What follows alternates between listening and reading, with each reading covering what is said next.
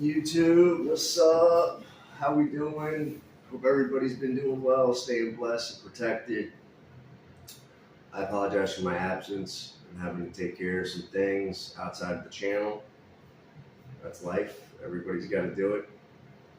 I wanted to get on here and speak to y'all about something that's very important to me, and I have been noticing on different channels and different places I visit on YouTube that there's this interest in Judaism and what Jews believe and different things like that.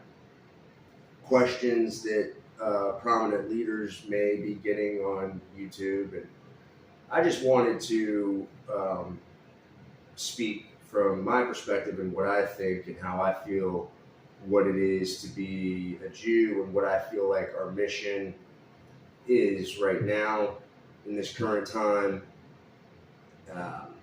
And it is Tikkun Olam, to repair the world. That is it in a nutshell. And how do we do that? Well, it starts with being open, right? And being welcoming.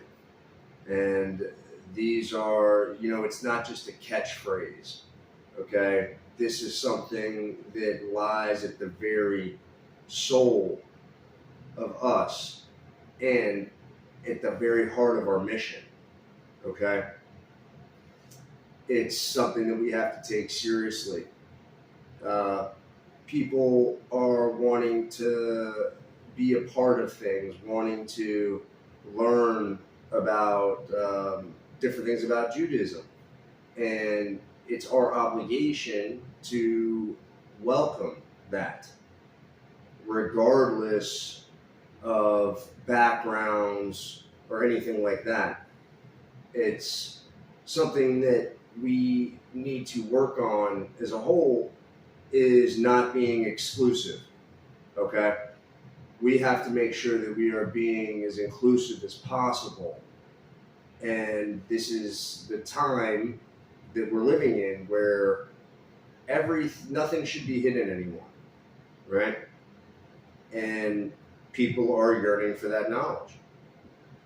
And it should be given. It should be bestowed upon people, right? Without any issues. If we insulate ourselves as Jews, we are going to dwindle, and we are going to end up being more alone and alone, right? It's important that we do not do that, okay? There's already enough hatred and anti-Semitism that's growing, and just, so much of it's so silly. Hate is stupid, right? You have to educate hate, right? But the only way to do it is by getting the word out there, is winning the hearts and minds of people. We have to do a better job of this generation that's coming up, of showing the positive sides of Judaism, what it's really supposed to be about. So many people may look at it and say, well, if I was interested, do I have to be like that, or do I have to be like this? No. That's not how it is.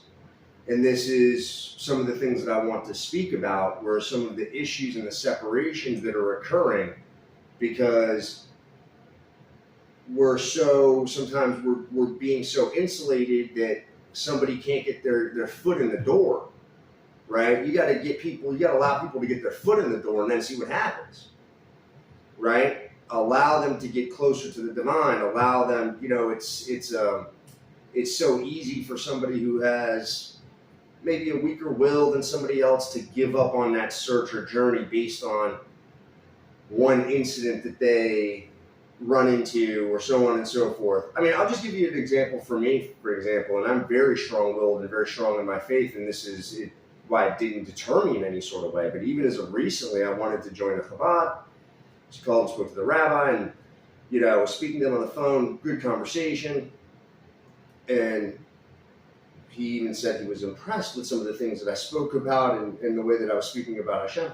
But he wanted my papers to prove that I was Jewish. Like first conversation, to just be, invited in and all those sorts of things. And I did explain in a very nice way. I said, look, that's fine and all of that. I said, but I just want you to understand that how that right there could deter possibly somebody from wanting to be a part of things, right? And he understood, and he explained, of course, his reasoning and so on, and I understood that, and that's it. And that's how it goes. But there is something about these sorts of things right now that are keeping people separated, okay? And this is why it's important. If we look at the figure Abraham, right, one of the main, our father, okay, so he was a main figure of inclusivity, right? It said that he would have his tent open on all sides, right? And he would invite travelers from all over. And, it's interpreted. He keeps his tent open on all sides. He invites people from all backgrounds into his tent to learn, to study, to eat, whatever, to enjoy in the divine and the knowledge that he has, that he's willing to bestow upon anybody who wishes to learn, to become closer, right? These things are so important that we don't get bogged down in appearances and backgrounds and judgments and things like that before we hear anybody, before we allow anybody to even get their foot in the door, so to speak, right? It's important that we do that we be open. That's the only way we're going to win the hearts and minds, because it's such a beautiful religion that's filled with so many different things, mystical things, and it's amazing. And the Rebbe speaks about how it's so important, and how Kabbalah, learning the Kabbalah, and can help you get closer to the divine.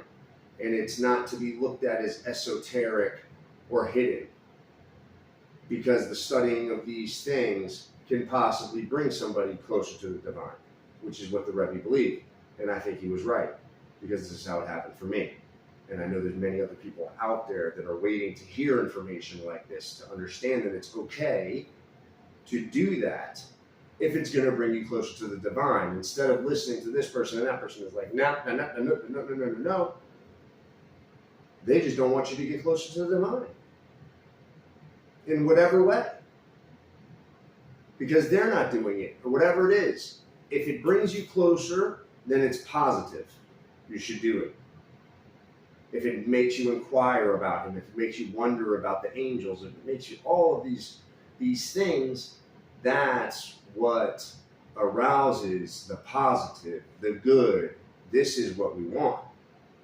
This is what the angels thrive off of. It's important. So we need to give charity, right? When we give charity to people, we're trying to give charity because we want to give charity, because we want our charity to, at some point, help that person sustain themselves, right? It's important to give, and give beyond our borders, beyond, to anybody that may need, regardless of what they are. If they're Jewish, if they're not Jewish, if they're hungry, feed them.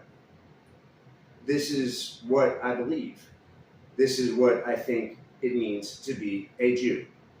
Okay? This is the importance of these things that are central to this belief that we have of the Creator, of one God, of all that is so important.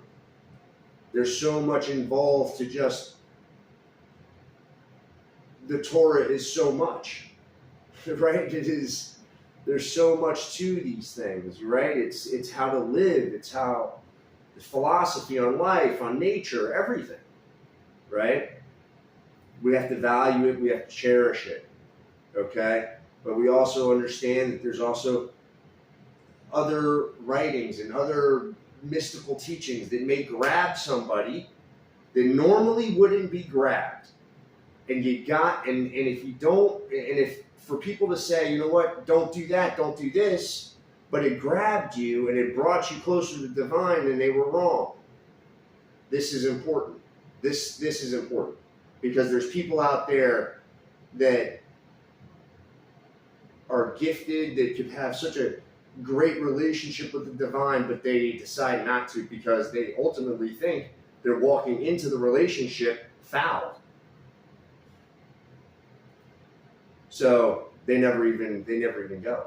They never even decide to look or to search deeper or to do anything like this because they just think that, oh, well, if I can't be like this person or I can't do it like this, then there's no point in even trying. I might as well not learn because I don't know Hebrew or I don't know this. It's just all these things that keep us from getting closer and getting to know ourselves and getting closer to other people, making these connections with people. It's all just, we have to filter that stuff away, right? This is what we have to do, okay? Not everybody that has a title is going to be right. It's just not every person that's going to be in power is going to be correct. Not everybody that's got a degree is going to be right. All right. So we have to learn, and we have to be a leader of our own discernment. But number one, I want people to understand is that we, as to the people, to my fellow Jews, if they're watching, just understand that this is what we have to do. We have to come together to achieve this goal, right? And we're going to have to do it in different ways. We're going to have to be flexible. We're going to have to improvise. We're going to have to shake things up to get it done. But that's what we have to do. We got to take action. We can't just talk about it. We can't just be insulated, right? We got to be inclusive. We got to invite people to want to be a part of our world. Okay? Until the next video, I love you all. Stay blessed and protected.